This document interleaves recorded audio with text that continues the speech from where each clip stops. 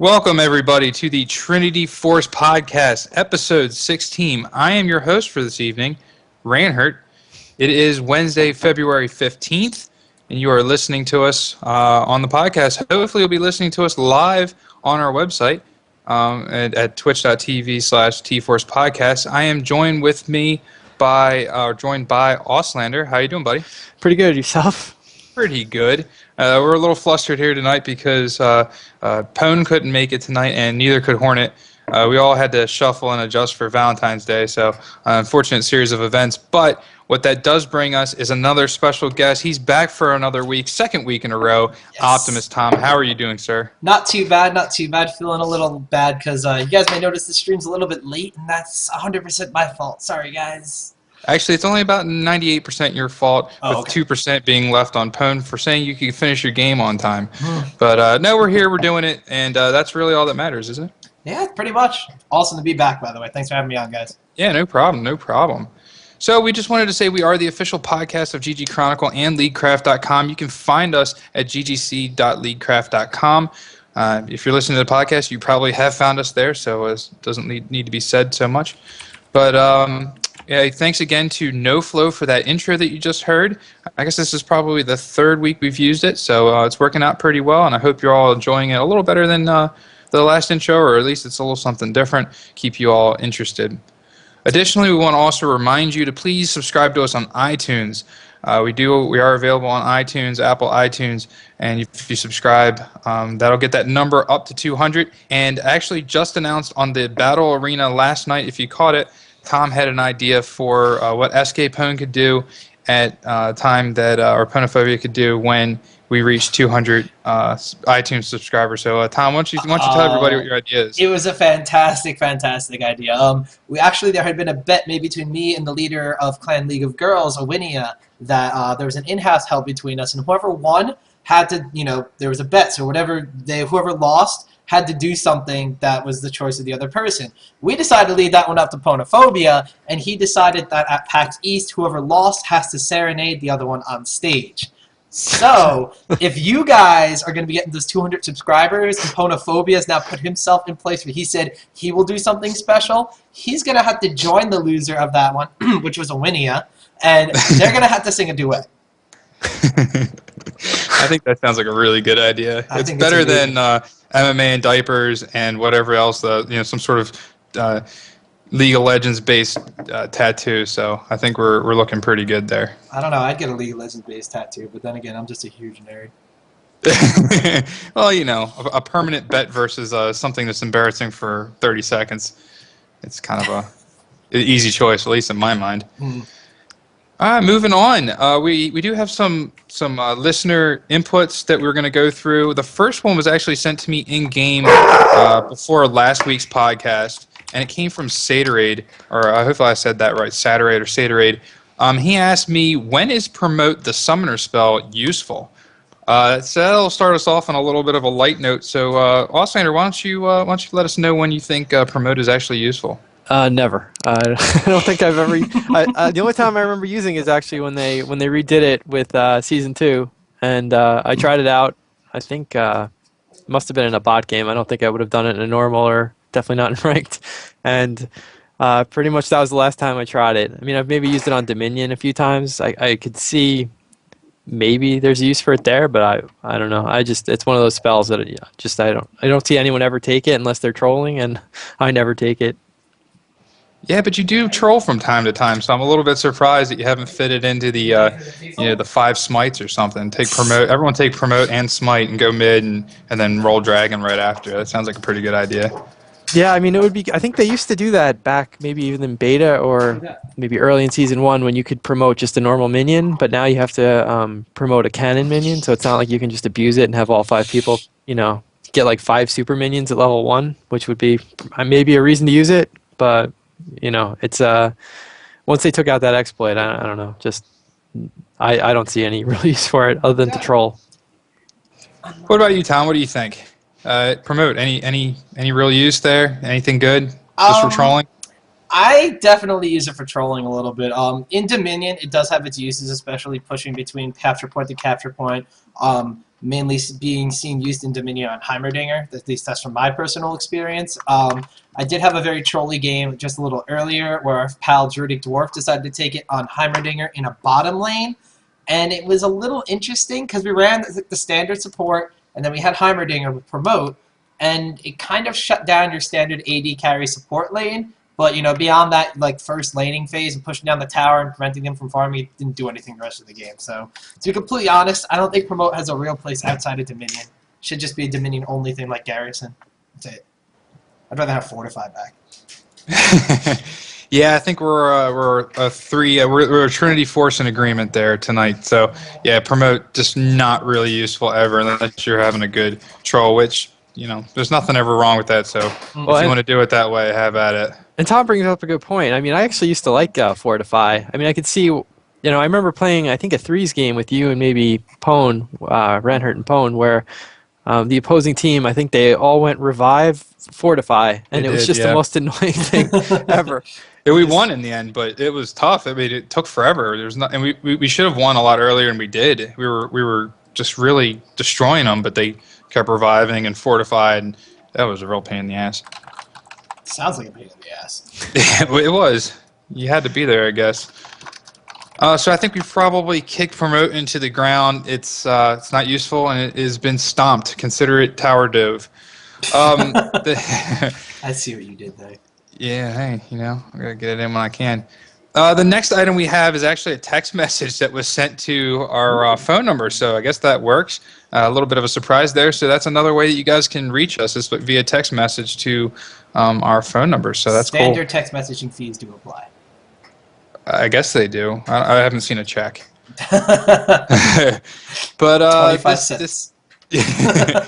Yeah. This text, I guess from some number, we don't really have the name, but just said, wanted to make sure I had the number right. You guys are awesome. I listened to you on the bus to work. Could you guys do a show every day? Yes. And then emote smiley face. Yes. The answer is no. Well, we could. Tom could do a show every day, but Yeah, the rest Tom of us does do a show every day. I mean, there's four of us normally, and two of us didn't even show up tonight. So if you wanted us to have a full crew. It would just work out to one of us just rambling on by themselves for an hour, like each night of the week, because there's no way we get all four of us together. Yeah, and it's part of part of trying to provide you guys with the best content really means that we need to do one show a week because otherwise we run out of stuff to talk about and would have to get awesome guests on every single day, which would require pretty much being a full-time job. So if somebody wanted to pay me the right amount of money, maybe we could do it. But as of right now, no. We're pretty content with just once a week. And heck, I even pretty much only get on to play maybe 3 or 4 nights a week. And so taking one of those nights to do a podcast is a lot. But we're all pretty busy. But we appreciate that you would like to have us every week, but absence only makes the heart grow fonder. We'll say that on Valentine's Day, and I'll never say it again. Very, very good product placement. I'll say product placement. It's commercial. Yeah, I do a little writing for Hallmark on the... No, I don't. I never do that. I'd buy your cards. My love for you is like the lust I feel when chasing a hero through a tower. Heart, Ranhert. Will you support me until we both die? Maybe in 20 minutes there's a tower ahead of me. Oh, man. All right. So finally, the last of our listener emails is asking about AP carry and damage support bot lane. And quoting them, he says, what we found, and I'm sure for some players it's an old one, is an AP carry plus an aggressive support bot. We did play an AP carry like Ari together with Soraka. I, as Soraka, played with support masteries, but with an AP burst room page. We now have over 5 games in a row where this worked perfectly, just testing it since yesterday. There are our 3 first games attached to this mail, which you guys won't be able to see, mostly because in the other games there was always a rage quitter. So what do you guys think about that? What do you think about some of the non-standard metas? Well, obviously we love kill lanes, which are generally some lockdown characters that are a little bit tanky and can do some damage, especially early game. But what do you think about putting a squishy AP carry plus a poke aggressive support and bot? Ooh, let me take this one first because Sure. I've actually seen this work in the pro scene. At the IPL 3 in Atlantic City that was held, fall of last year, so not too long ago, we saw Dignitas taking first place. In one of those games, I believe it was against TSM. It may have been in the earlier rounds, but we wound up seeing them run a Karthus and Soraka on the bottom lane. I believe it was Dignitas, if I remember correctly, with a solo middle Kennen.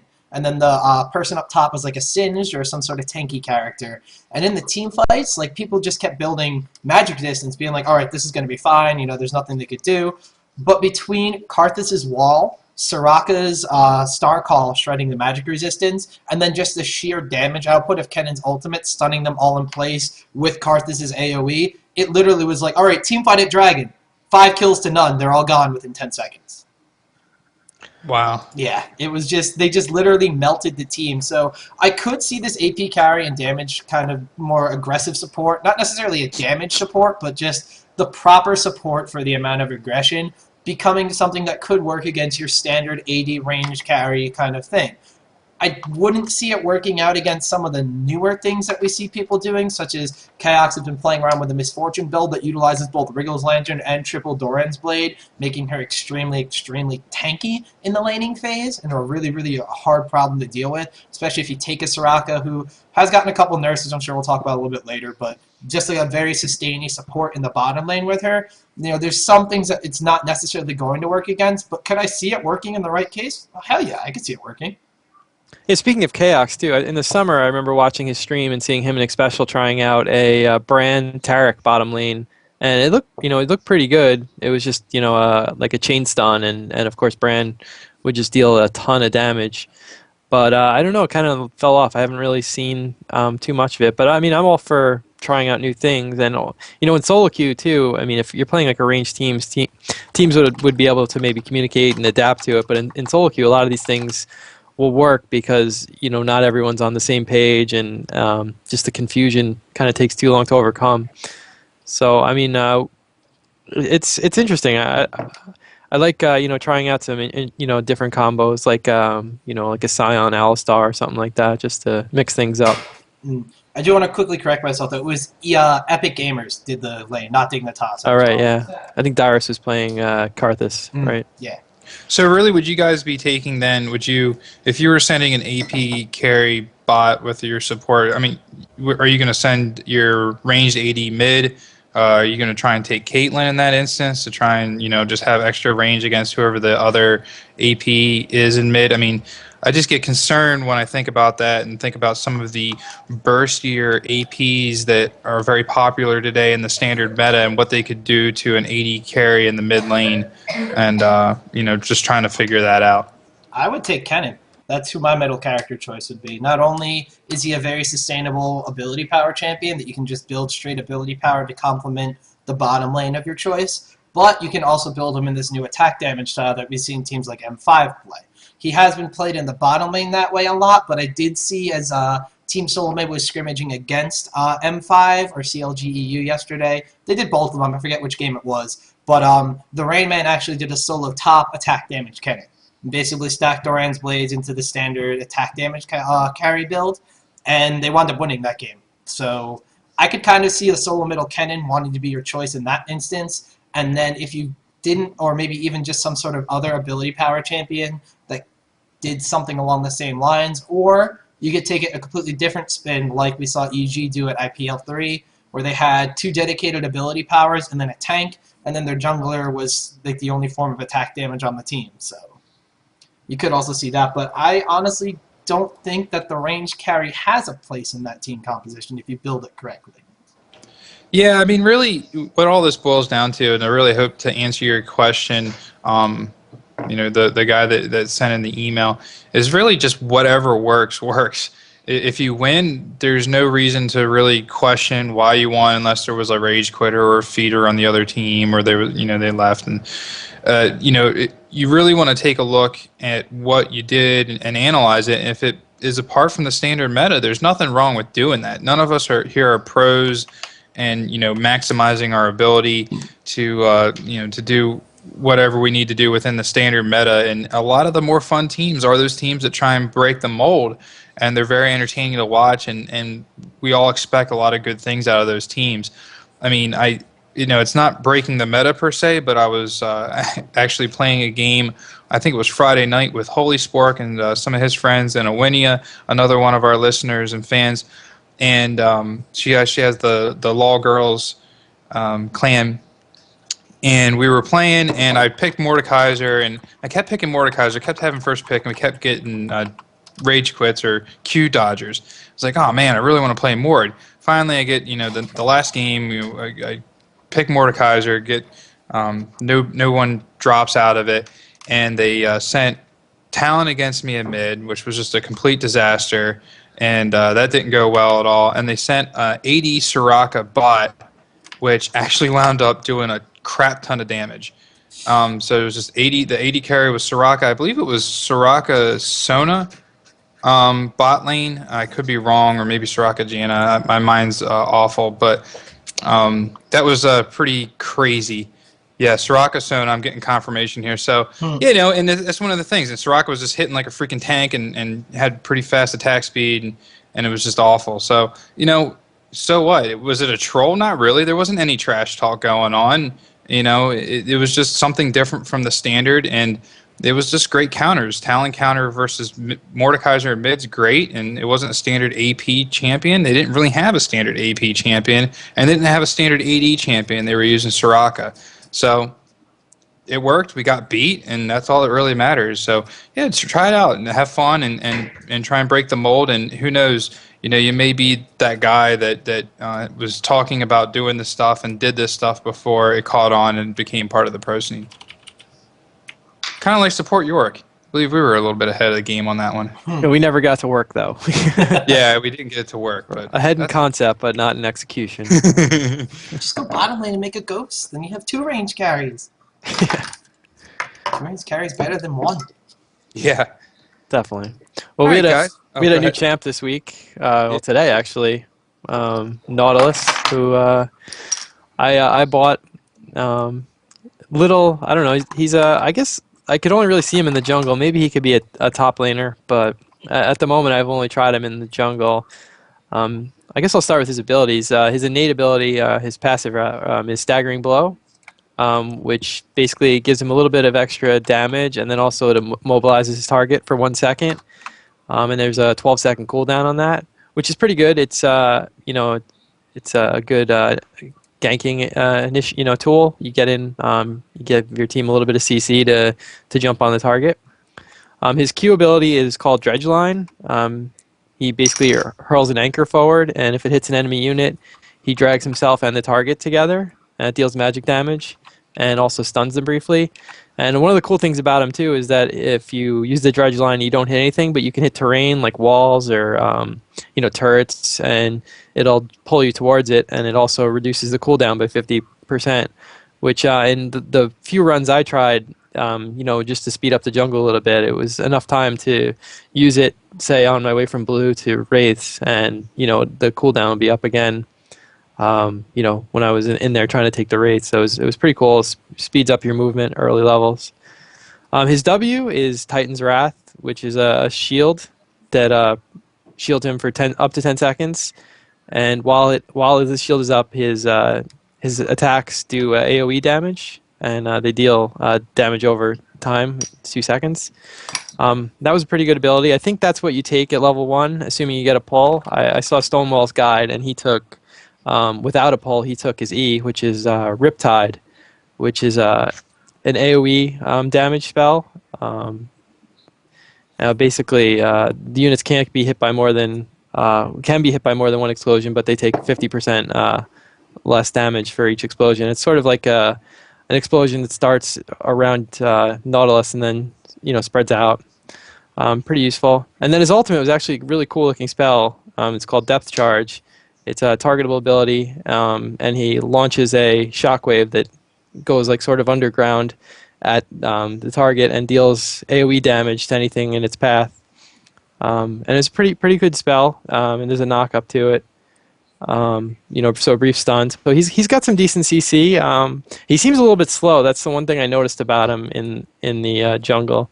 But I think he'll make up for it because his ganks will be, I guess a little bit stronger than some other champs like maybe Shyvana or something. But I know you mentioned Sejuani to me earlier. Like, what do you think? Not many people are playing Sejuani, but the few people that are doing it pretty decently. It's not bad, but it can be pretty annoying. You definitely don't want to get locked down in that. Are we seeing another Sejuani type champion here with Nautilus? It's possible. I mean, she's Sejuani. I kind of like her spells a little more as a whole, and I think the innate slow on her is maybe a little bit better. I mean, the staggering blow is great because it's a 1 second stun, but it's also can only trigger it every 12 seconds, whereas you can pretty much perma-slow someone with Sejuani, especially with her E. But I don't know. I haven't really had a chance to play Nautilus in a game yet, but it seemed pretty interesting. And the builds actually between the two characters seem pretty much like you'd build exactly the same thing. Build Heart of Gold and a Philosopher's Stone, and then maybe an Aegis after that. But I'll have to see. I'm gonna try them out a little bit more later. The one thing I think Nautilus really does well is I have seen Stonewall jungle him, I've seen Dyrus jungle him, and I've seen obviously the champion Spotlight, Freak, who jungles everything, jungle on him. But what I've been actually doing is I bought the champion as well as soon as he came out, gave him a try in the jungle. I think he clears the jungle very, very slow, as you guys have mentioned. He does have a better gank than certain champions such as Sejuani, even a little bit better of a gank of Shyvana, even though he might not have the pure damage that she could deal to people. He definitely has a lot of crowd control. But what I have been trying him as is a solo top champion, as you mentioned earlier. You think he might be able to do well in the solo top lane. He does decently enough. It's just if you have he is quite tanky naturally, especially if you start leveling up his W. It just takes him a little while to get the ball rolling. Like once you hit level 6, then he can start abusing back on his lane. But until you hit like that level 5, 6 area, I actually had a game earlier where I was solo top as Nautilus against Shyvana, and she literally was just able to abuse me and sent me back, and she got like a level or so ahead of me. But once I hit level 6, I just kind of comboed her down. Quickly doing a little bit of math I did. Might not be 100% correct, but if you build by going to max W, like as your first skill, at level 6, his magic burst damage between his Q, his E, and his R is about 420 damage, which is a sizable amount without any additional ability power.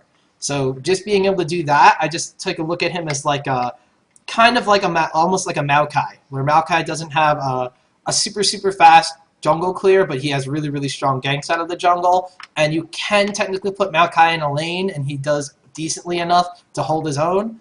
I kind of feel like that's where Nautilus is going to wind up, somewhere in that same kind of area, although he does benefit a lot more from physical attacks, where his W actually adds that AoE damage and stuff like that. So I think he's going to settle somewhere in there nicely. I think he's definitely, I wouldn't say a better champion, but a better pick in a team composition than a Sejuani would be.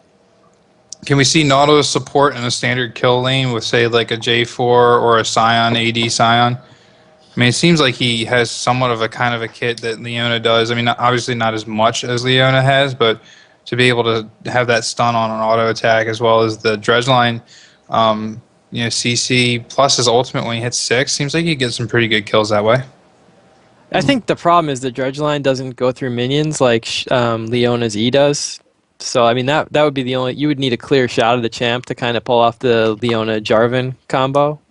So I mean that would be the only thing that would kind of make me hesitant to thinking that would work. But otherwise, I mean the stun is built in, so that's good, and he does have a lot of armor and decent CC, so it could work. But I think Leona would be a better choice, and even probably Alistar would be a better choice. Well, unfortunately, Nautilus is a big, tanky, slow pile of crap, so there's little chance that I will actually be buying him, so you won't be getting any feedback from me on this champion other than just a little bit of speculation and possibly some theory crafting without any numbers to support it. You don't want to see him play like a solo middle Mordekaiser build? Yeah, Woda, Rylai's, come on. Come on. No. You've seen Rain Man solo mid Maokai. I just said this champion's so similar. Why not? Get a Spirit Visage, red buff, you're good to go. Oh, no. Especially since you've been playing like those tanky mids lately. I mean, No. you should just go buy them right now. Back. I told you, all that Korean pop earlier today, I'm just playing Ari. I'm going back and playing Ari. I got to play some more Ziggs, too. I got to mix it up. I don't like that I get like 8 Q dodges because I pick Mordekaiser every freaking game. I don't even know why. Whatever. All right, so moving on from Nautilus. By the way, we'll have more for you on Nautilus next week when we do our standard 1 week later recap and see how we feel after playing some more games. That's why we do these things on Tuesday nights and release them to you Wednesdays to get that information out to you on these champions from our first impressions as soon as possible. So hopefully that helps you out, guys, in making a decision on whether or not to buy the champion, whether it'll fit you. But just keep that in mind, and we'll give you some more information about how we feel next week. Moving on to the standard patch notes, there's a lot of patch notes here, so we'll try and cover them pretty quick. I'll go ahead and start with the first one. I was just talking about her, and that was my segue, so I'm going to go run with it. Ari got a little bit of a nerf to her ultimate Spirit Rush. The cooldown between her casts is increased to a 1 second from a 0.75 seconds, and the cooldown has increased to 110, 95, 80, which is up from 90, 80, 70. So at max level, that's a 10-second more cooldown on her ultimate.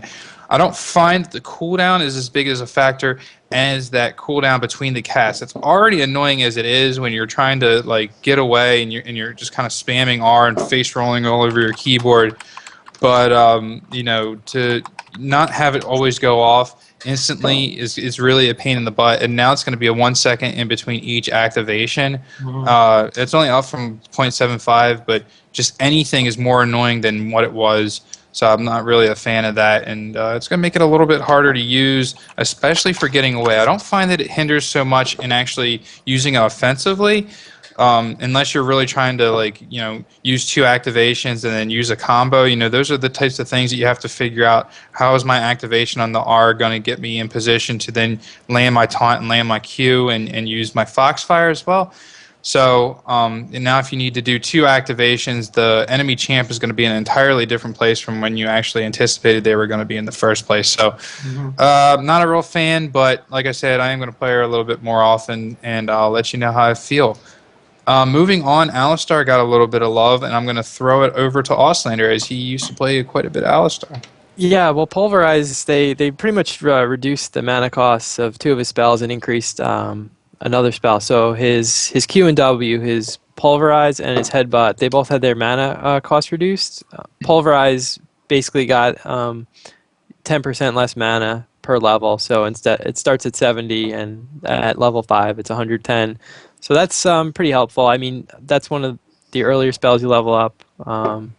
Headbutt, usually I just take 1 point in that. So the mana at level 1 is identical. So that I think isn't as big a deal. But Triumphant Roar, in later levels, which is his E, his heal, that got a slight, you know, it's a little more expensive mana-wise, 20 additional mana at level 5. Which I don't think that'll make a big difference either. I think this is just, maybe you'll have to be a little more selective, but pretty much late game you can just spam everything and not run out of mana. So I don't really think it's that big a deal. I mean, the buffs will definitely help his early game in lane to Pulverize and Headbutt, maybe let you get off another combo or something. But I'll have to try. You know, I think he'll be he's a viable pick as it is, and I think maybe this will just help him a little bit more as a support. Very cool, very cool. Moving on, we've got a little bit of a Cassiopeia nerf.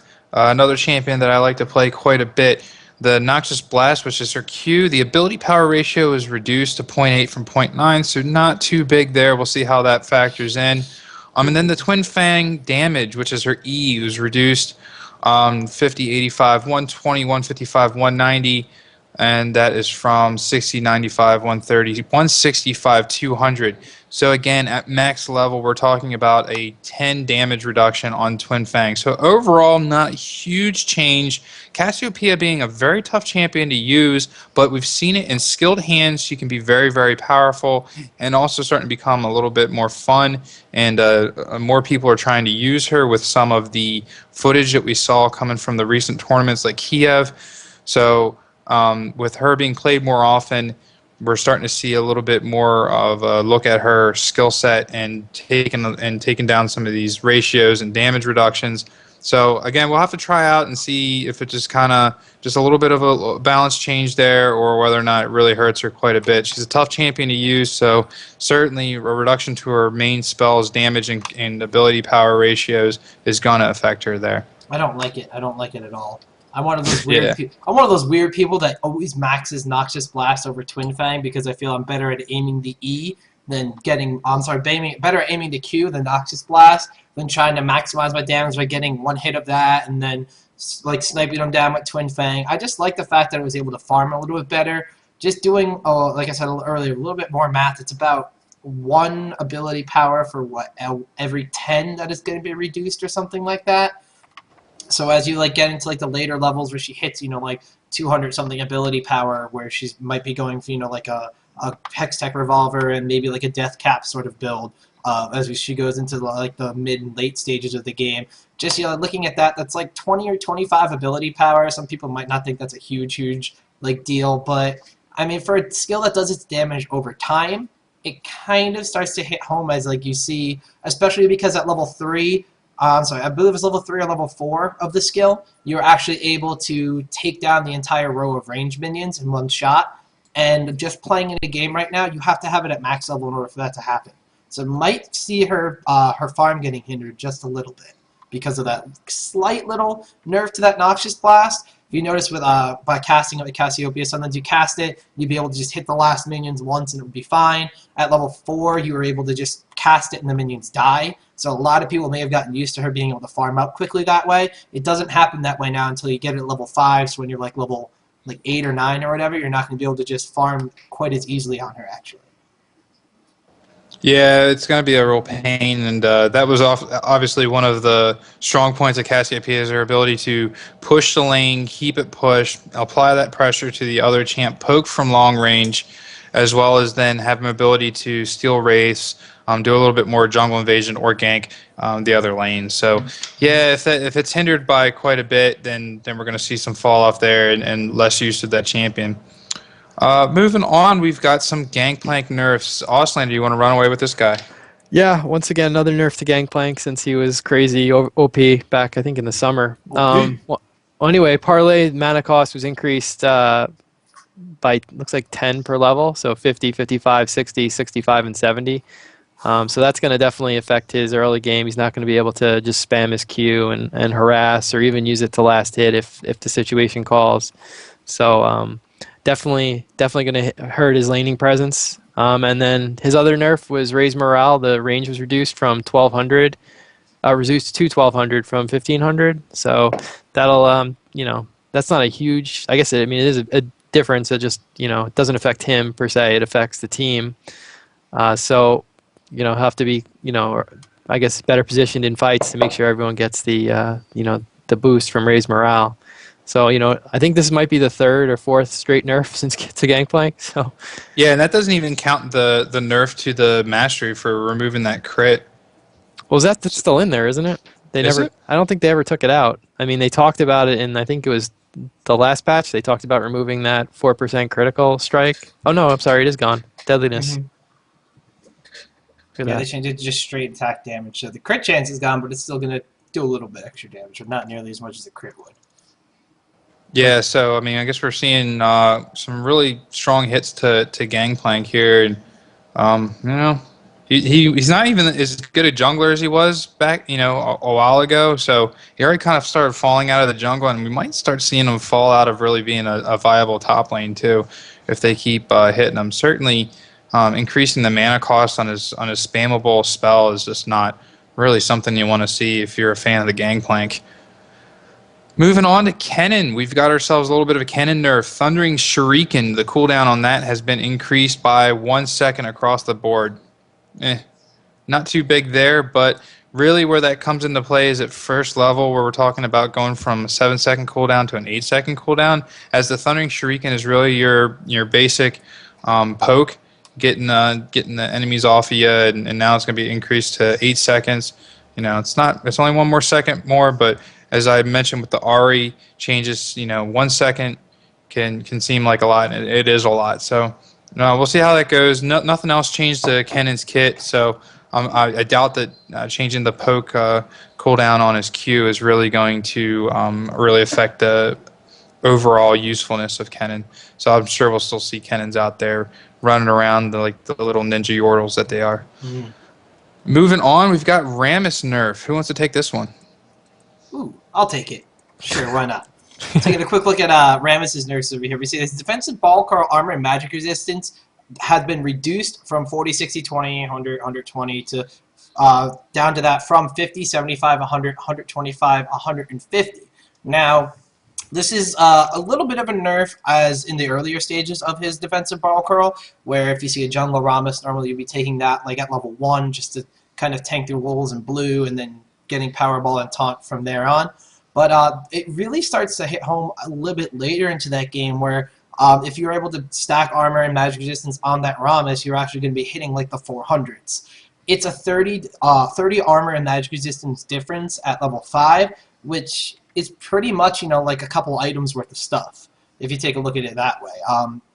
Right out of the gate, it doesn't seem like too much of a nerf. 10 armor, 15 armor, 20 armor, 25 armor, 30 armor. They're decreasing as it goes up, making him a little more killable in the late game. I think that's pretty much what they wanted to do. It is to the point where like once Rammus hits like that point where defensive ball curl is maxed, he doesn't have to rely on items so much in order to start tanking. So team fights become a little bit of a mess if you're against a Rammus. And then as you get later into the stages of the game, where you start stacking armor, getting more magic resistance, and then pretty soon you see the Rammus with 500 armor and 350 magic resistance, and you can't touch him, and he just kind of just walks all over your team and lets his team do whatever they want. They're kind of just trying to pull away from that a little bit. So it doesn't really affect his early game too much, especially in the jungle where he is still extremely annoying. However, it is going to let him scale a little bit less hard into the later game, and as I mentioned, just be a little bit more killable at points of the game.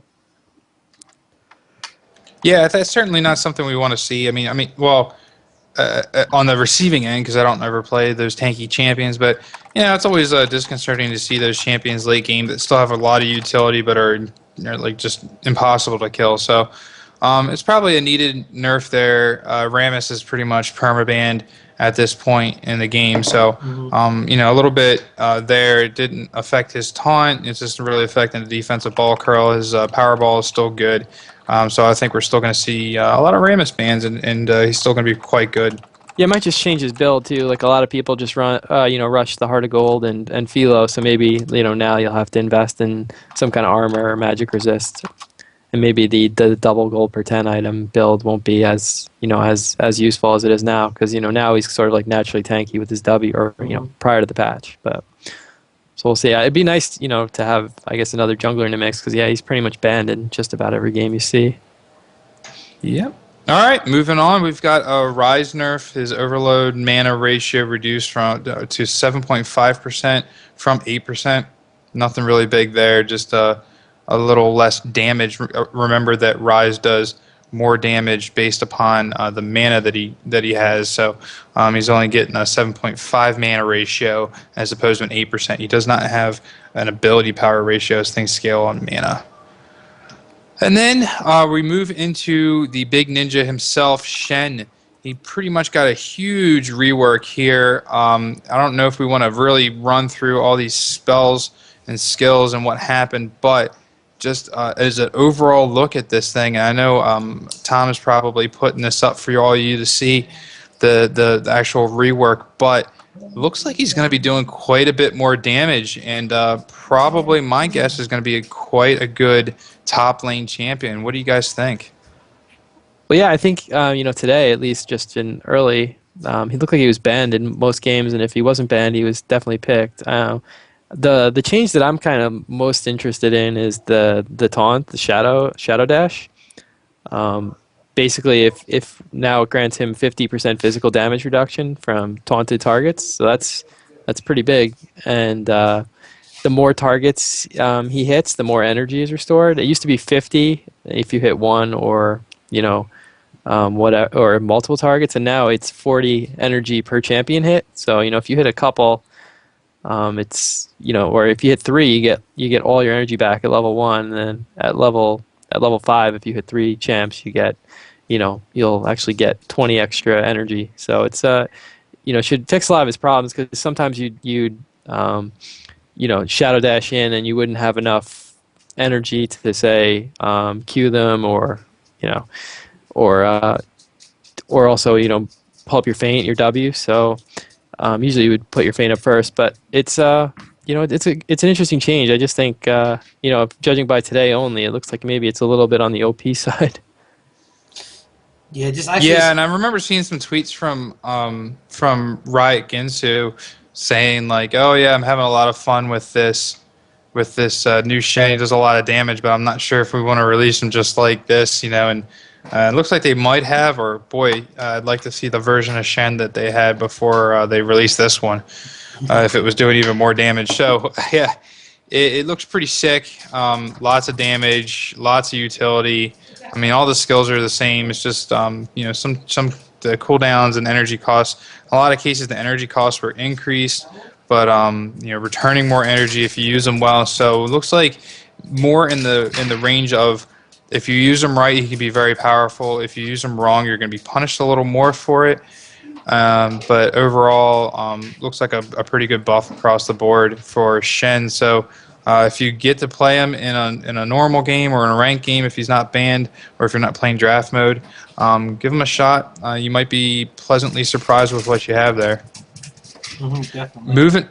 Sorry, go ahead, Tom. No, I was gonna say, just the one thing that Shen is really, really good at now is where he did fall off in bigger team plays, to give him more sustainability for his own skills. Beforehand, you could cast a Shadow Dash, one blade, and a feint, and then you're out of energy.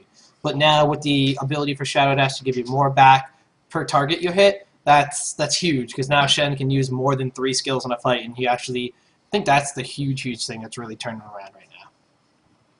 Yeah, I can land a couple Qs, or maybe even another Shadow Dash. But yeah, definitely give him something to do, as opposed to just blowing all the spells and just standing around doing no damage. All right, I guess we'll move on to what everybody wants to talk about besides me, and that is changes to 2 of our supports. I'll let you guys fight over them. Who wants to take Sona? I guess I will. I'll take Soraka then. Alrighty, cool. Power Chord's damage has been adjusted. That's her innate. It's 10 per level now, down from 14 plus 9 per level. So that's a pretty big damage nerf. But she was also, pretty crazy at level 1 if you stacked your Power Chord and went into lane, and you could just, take away a chunk of the other AD carry's life really early. So maybe that was needed. Also, Hymn of Valor, the passive attack damage and ability power aura was reduced at earlier ranks. So just make your AD carry a little bit less damage early on, and also Sona will deal a little bit less damage. So it was a 4 AP/AD difference at level 1, and it eventually evens out. So you're back at 20 at level 5. The Aria of Perseverance, the armor and magic resist aura are also reduced at earlier ranks. Basically, you lose 4 armor and magic resist at level 1, and then by level 5, it's equal. They're both 15. And then the Song of Celerity, the passive movement speed aura, was reduced at earlier ranks to from 8 to 4, and then like Hymn of Valor, it's 20 at level 5. So just basically early level nerfs. So Sona's not the crazy I guess champion that swings the tide in the early lane, as she had been, because we had seen her as either first pick or even sometimes banned in a lot of big tournaments and ranked matches. So I guess it was kind of needed, but we'll have to see if she's still viable. Yeah, and we saw her banned a lot at Kiev, and if she wasn't banned, she was taken.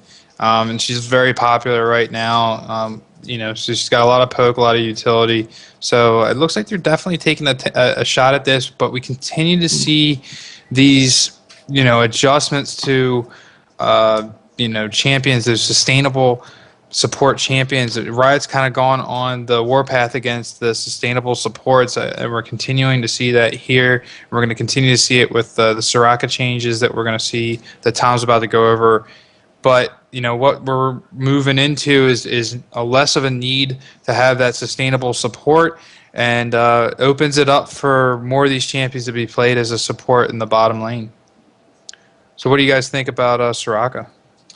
Oh, well, we're moving on to Soraka, or quickly wrap Oh, up you can talk about Sona if you want, or what I just said. I just kind of feel like Sona, she's still going to be the same champion she was late game. She's still going to be the sustainable support. She's going to be the champion that unleashes the ultimate on the entire team and can make or break a team fight. She's still going to have that for her, and I think that's awesome because Riot really hasn't touched that, and that's pretty much what makes her pretty good later on in the stages of the game. They did reduce her poke and they reduced her early lane's sustainability, which is fine because it's promoting more aggression in the bottom lane. It's promoting for maybe a more aggressive support pick, or maybe even just for a more active bottom lane. It's promoting for a game where it's not Chaos has 200 last hits within 20 minutes of the game. It promotes for the fact that the bottom lane is now 3-2 on either side, and each champion has about 80 last hits. Kind of makes it more interesting for competitive play, but it also makes it an easier lane for not the pros to play in. Even the more casual kinds of players now, usually you get stuck in the bottom. I don't want to play support. I don't want to range carry. It's boring. So it's kind of shifting into that fact where now the quote unquote standard for the meta game is going to be something just a little bit more aggressive. Kind of like when we saw them increase the price of Doran's blades. You couldn't have Doran's blade in a health potion. Just kind of made the game all more aggressive to begin with. I kind of feel it's the same kind of shift in the same way, as is with the Soraka nurse and changes they kind of made to her. Yeah, and doesn't it seem like it's a little more boring? I mean, they wanted to remove the sustainable supports in order to make the game a little more exciting to watch and exciting to play, more kills, not so much sit back and farm, but yet we're taking away some poke from a support champion that can actually poke. And really, the heal wasn't really touched much at all, so I don't know. It seems like we're kind of going back and forth here and not really getting anywhere. You agree? Definitely. I could kind of see them maybe removing the heal in the next patch or two if they wanted to still nerf it a little bit further. And I think that would kind of even it out where it wants to be. But for right now, competitive play is highly reliant on these sorts of bottom lane compositions. So I don't think they want to hinder it too much. They just kind of want to tweak one thing and counteract it a little bit with something else and see how that affects the metagame before they pretty much just completely change it altogether. I mean, with Sona's heal, they changed it a little bit, but not nearly as much as the poke, so it kind of counterbalances itself there. But I mean, at the same time, that heal might be necessary if we start seeing more aggressive lanes being picked against these lanes. So Sona with more of a heal and less of a poke might be something that that range carry would need. Otherwise, maybe a kill lane would start being too dominant, and then we wouldn't see these range carries at all anymore. Yeah. It's hey, I guess any shift in the game is really a good shift, as long as it's not completely wrong. But that doesn't make any sense. I guess we should see how it works. I mean, there's a lot of champions that still aren't being played, and maybe changes like this are going to bring in more of those champions into the fold and open up the possibilities that we'll see out there on the fields of justice. So, kind of excited. Whatever. I don't like to take all these nerfs and cry about them. No, definitely not. I'm a little excited to see as well, especially with the Soraka nurse. I might as well just jump into that since we talked about it two or three times already. But what they're doing with Soraka is, well, first off, they've improved her basic attack to be more responsive, so that AD Soraka that you were having problems with a little bit earlier in the podcast, got to be careful of her because she's going to be very, very prevalent. But they adjusted the mana cost to Star Call. They basically reduced it from its original cost, but it made it a little bit more as the game scales on. Levels 4 and 5 are the same and more, as opposed to it being a lot less in the beginning. This kind of promotes a little bit more of that Q spam, or maybe even just leveling it up a little bit later and then spamming it from that point onward. Kind of deterring from maybe I'm just going to get heal and infuse and that's it kind of build. But in addition to that, they adjusted the mana cost of Astral Blessing to make it more at the later levels and a little less at level 1 and the same at level 2. So a little bit of a nerf there, and just the fact that it costs more mana. Normally you'd say like, well, that's not a bad thing. She has Infuse. Well, that's the key change they made to Soraka. Infuse no longer affects Soraka when cast on allies, and she can't cast it on herself. Allied mana restore has been increased, however, for basically every single level. It's been from 25, 50, 75, 100, 125, just kind of standard scale like that, to 40, 80, 120, 160, 200. So this is going to basically make an aggressive Soraka Sivir lane, which you see in a lot of team compositions be playing.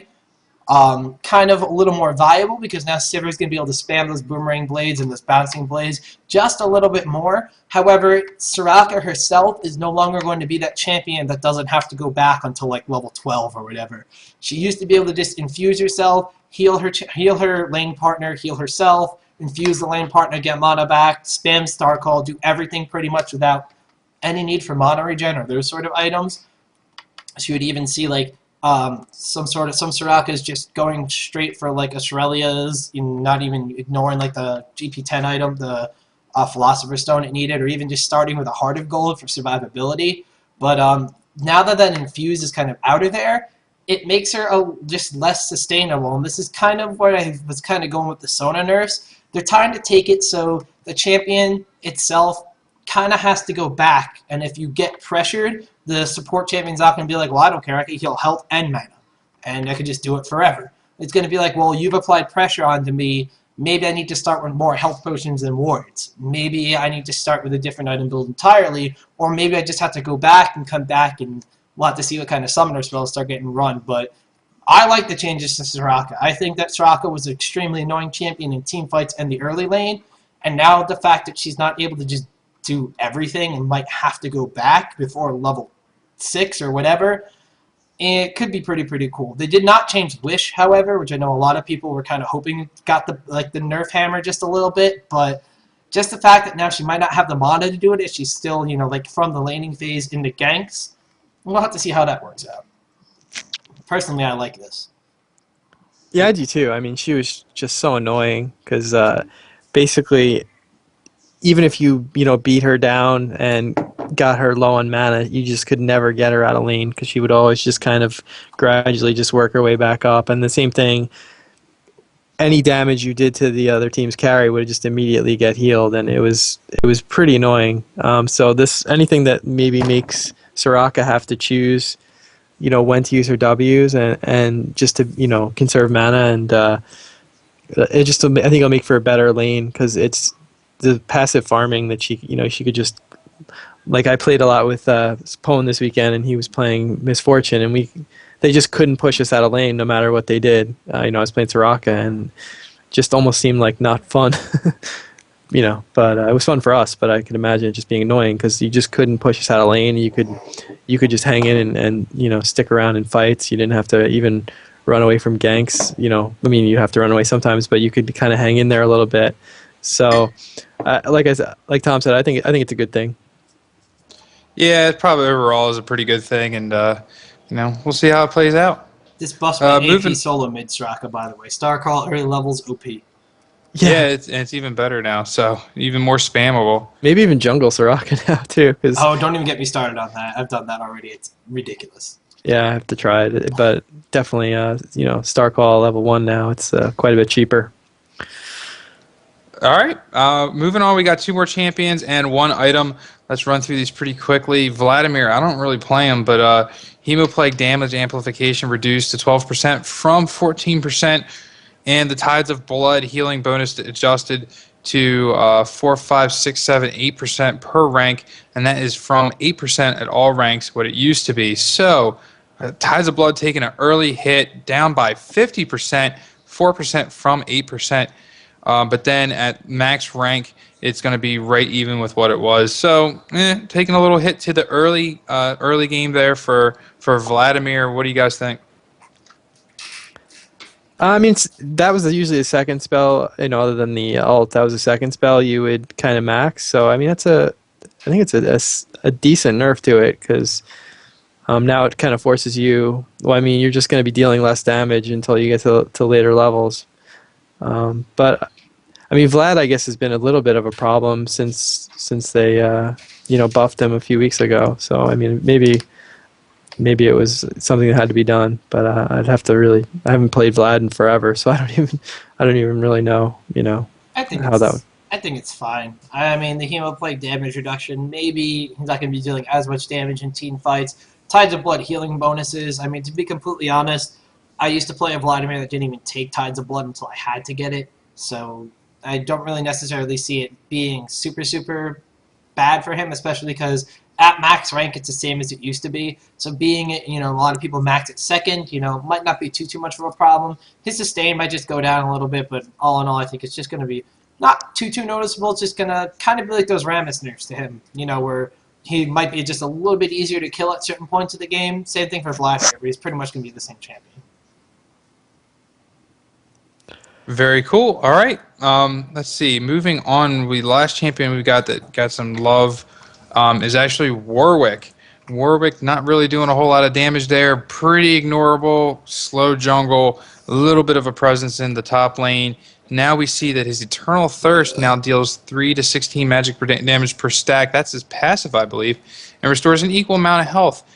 His Infinite Duress damage is changed to 250, 335, 420 with a 2 bonus attack damage, 2.0 bonus attack damage, which is up from 200, 300, 400 with a 1.67 total attack damage.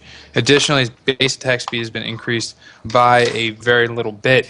What do you guys think? Warwick, is he going to be a real force to be reckoned with now? Yeah, go ahead, Tom. I was going to say, I think Warwick could be a force to be reckoned with, especially from that top lane, maybe even out of the jungle. We've seen people kind of go at the standard like cooldown reduction, maybe even more leaning towards a Q-oriented build with him, with like the ability power damage and just the lifesteal coming back.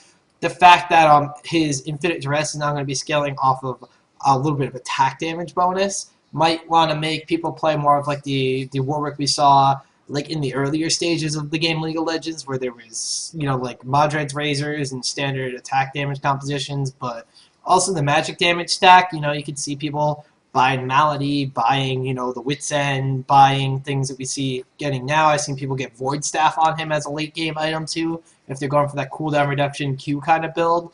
His attack speed has been increased, so his jungle could go a little bit faster, especially with his W helping him out there.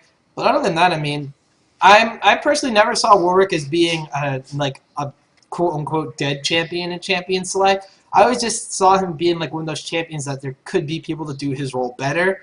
And I still think that's going to be true now, only it's just going to kind of be like he might do his own role better. That's pretty much it. Yeah, I don't know. He took a real hit when they got rid of a lot of his sustain from his Q and the amount that it healed. At one point, it was, you always saw Warwick versus Udyr in top lane, and they would just go back and forth, and the lane would never move, and they would just keep farming and never lose any health. And then they both took a hit to the sustain, but really that was all Warwick had going for him. And this didn't really touch his sustain very much. Sure, he'll be doing a lot more damage. I think we're going to see this probably play more of a role in his ganking abilities coming out of the jungle, as his Infinite Duress really is a scary ganking mechanic coming out of the jungle. But that's the thing, you have to get to level 6 in order for that to happen, and his jungle's a little bit slow. He does still have a nice bit of sustain in the jungle that he's not lacking, but the speed at which he jungles is slow compared to a lot of other champions. But that's I don't know. That's kind of what I see out of the Warwick buffs.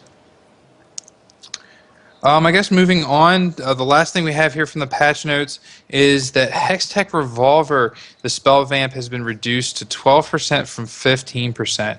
Ouch. I'm going to QQ a little bit here, as that is one of my favorite items to build on pretty much all of my mid champions. That hurts. That really, really hurts. I dislike this a lot. I was doing math with somebody when it came to Cassiopeia, Kennen, any of the champions are going to be building it. Vladimir. Vladimir definitely, especially with his E nerf now. Going to be healing less off of that too. Thing is, Mordekaiser. Yeah, Mordekaiser. Oh my god, my Mordekaiser build is crying right now. Like Hextech Revolver, 3%, you're like, oh, whatever, 3% of your damage, that's not a lot. Well, when you're dealing, like 100 and something damage with a Mordekaiser Cone and it hits multiple champions, you kind of think like, oh, okay, there's, like 60 something HP he could be healing. Well, now it's gone.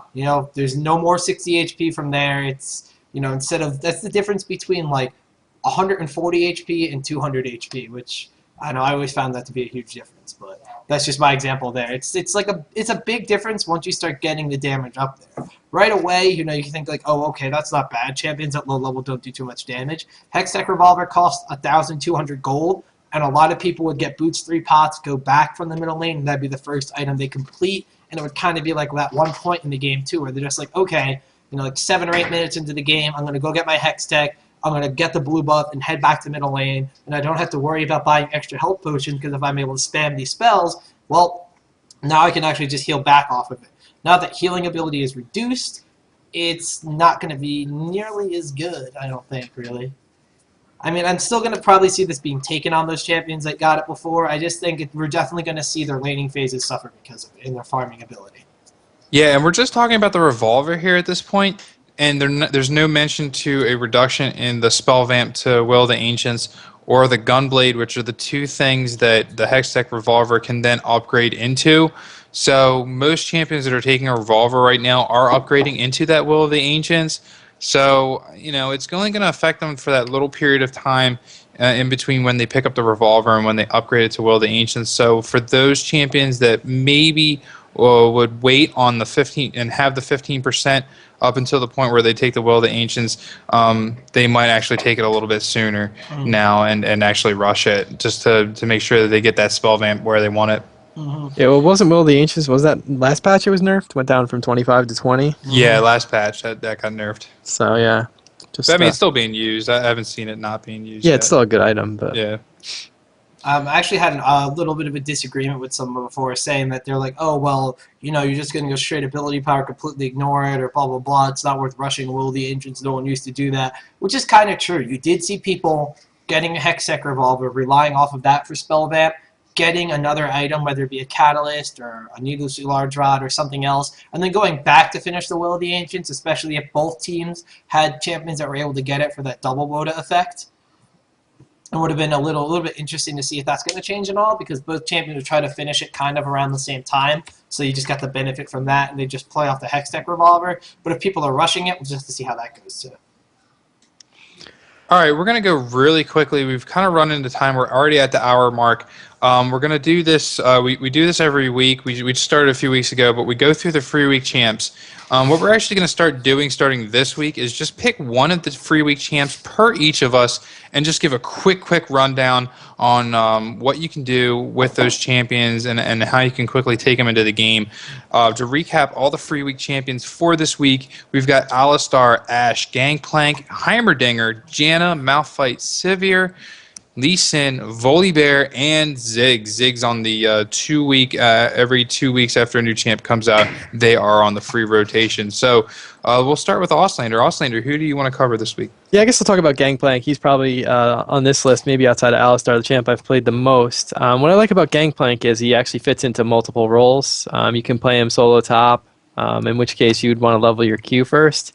Or you can play him as jungle or even support, and in that case you'd want to level your E first.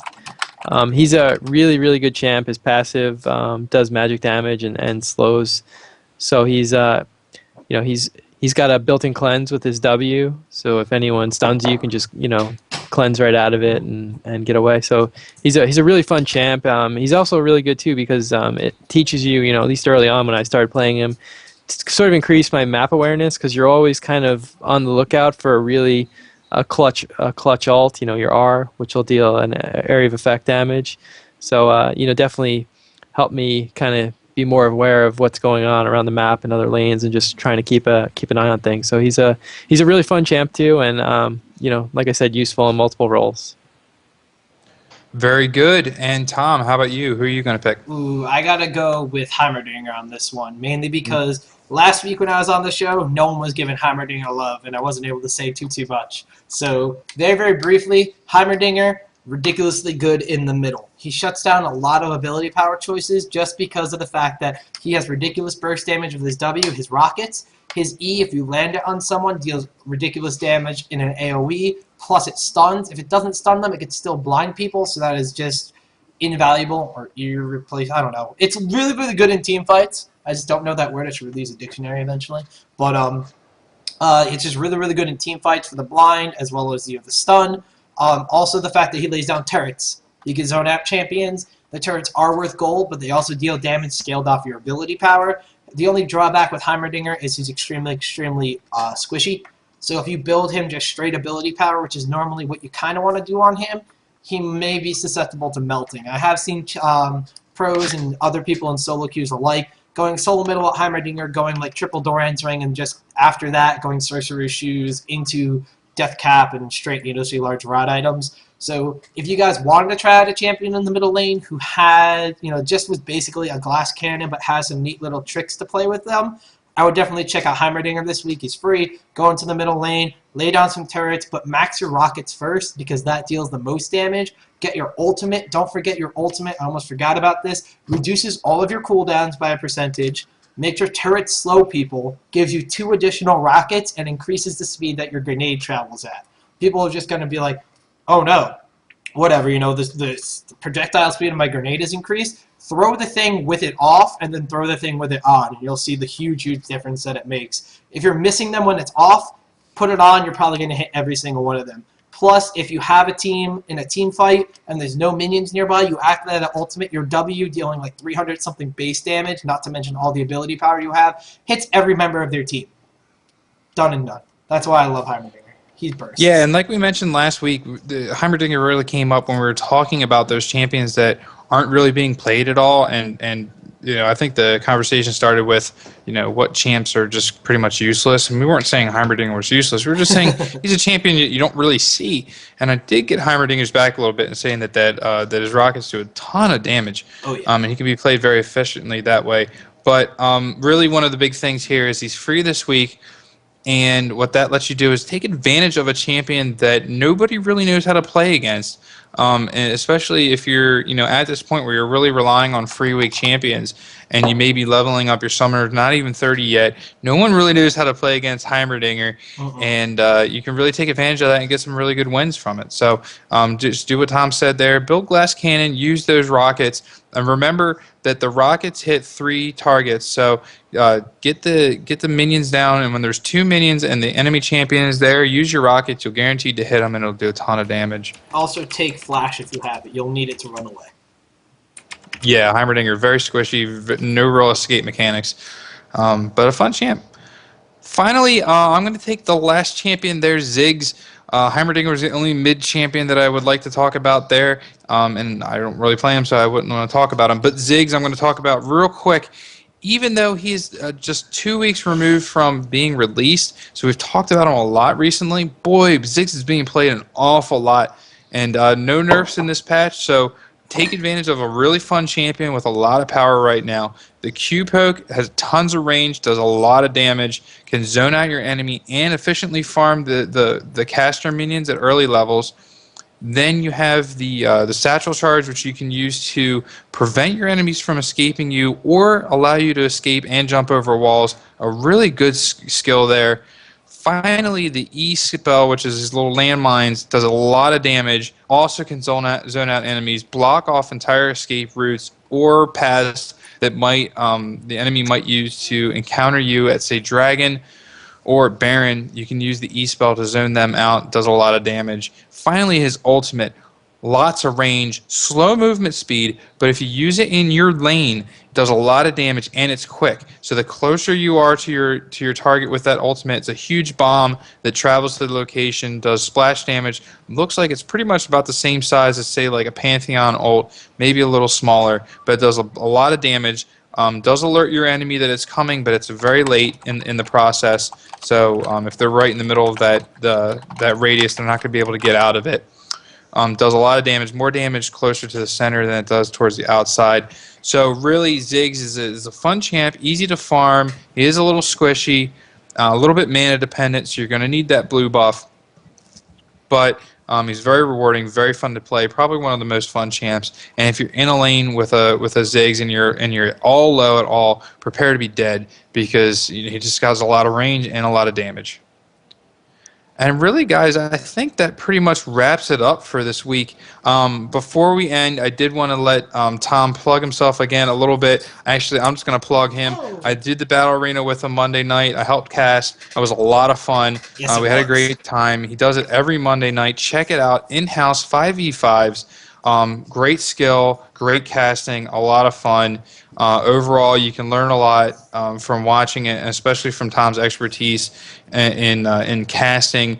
And it's really a great time. But he has a lot of projects. Tom, I'm going to let you go ahead and take it. Tell the listeners again what it is you do. All right. Well, now that Ranhert sufficiently made me blush and not the alcohol, I'm going to go ahead and plug the rest of the stuff I do. I do a lot of stuff for League of Legends. I do a little bit of Magic the Gathering, but no one here probably cares about that. I also do, besides the Battle Arena, I do a show called In the Zone. We go live on my Twitch TV channel, twitch.tv/Optimus_Tom, every Wednesday at 7 p.m. Eastern Standard Time. It's kind of like a Day 9 Daily if you guys know StarCraft 2, but it's for League of Legends. If you don't, it's basically just a show where people from the starting level all the way up to getting into those ranked queues and solo queue and 5v5 team queues can really go to learn things about the game League of Legends, whether it's how to play certain champion roles, whether it's where you need to be aware in team fights, or even just me sitting there doing all the math so you know what items to buy right out of the gate, you lazy bastards.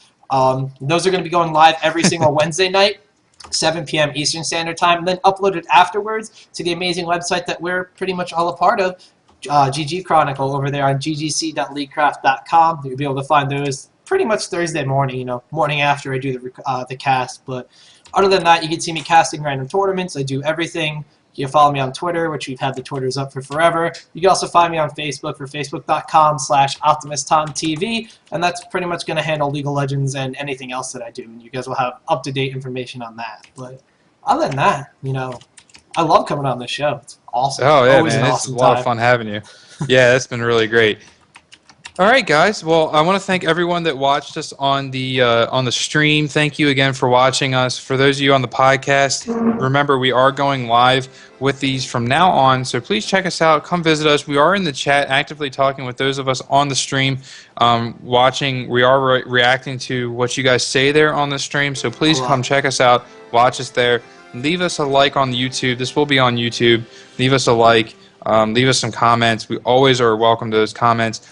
But finally, I'm going to let Auslander, as he always does every week, take us out with the rest of the ways that they can contact us. Okay, if you want to give us a call, the phone number is 203-494-203-493-6723. You can text us to that number, and we'll respond on the podcast, or maybe we'll text you back. If you want to email us, it's feedback@trinityforcepodcast.com. Or you can follow us on Twitter. It's TForce Podcast. Or you can also follow GG Chronicle. All right, great, guys. Great cast. And we'll catch you later. Thanks for listening. Thanks for watching. And thanks again for tuning in to the Trinity Force Podcast. Hope you enjoyed episode 16. And hope you weren't disappointed. And we look forward to talking to you and seeing you next week. Bye, Peace. guys.